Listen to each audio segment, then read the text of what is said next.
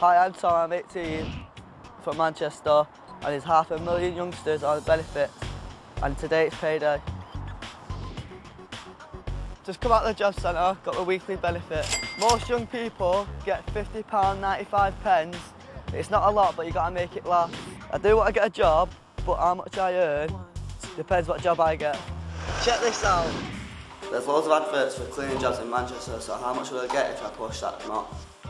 Around £200 per week, £869 per month. That's £10,428 per year. Not many people like bank managers after the financial crash, but how much does a bank manager make?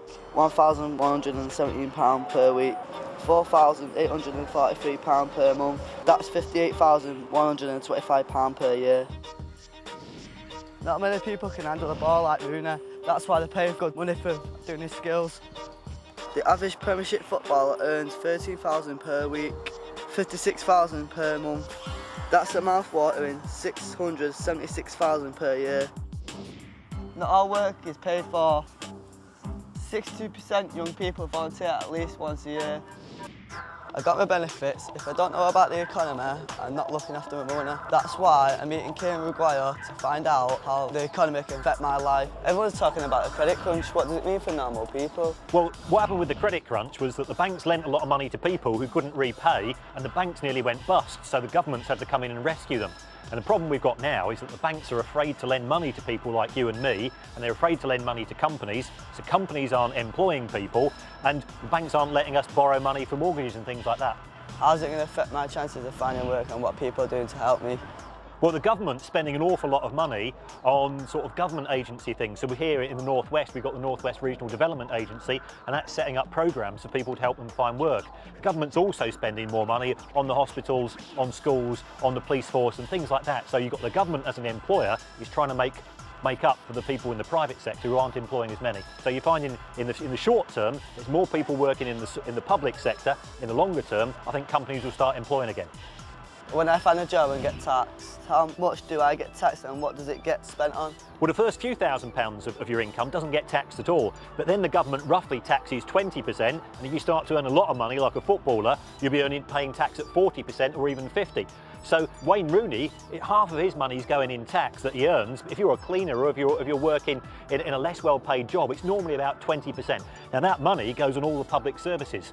So it goes on education, it goes on health, it goes on the police, it goes on fighting the wars in Iraq and Afghanistan, it goes on the roads and all the things that the government provides for us.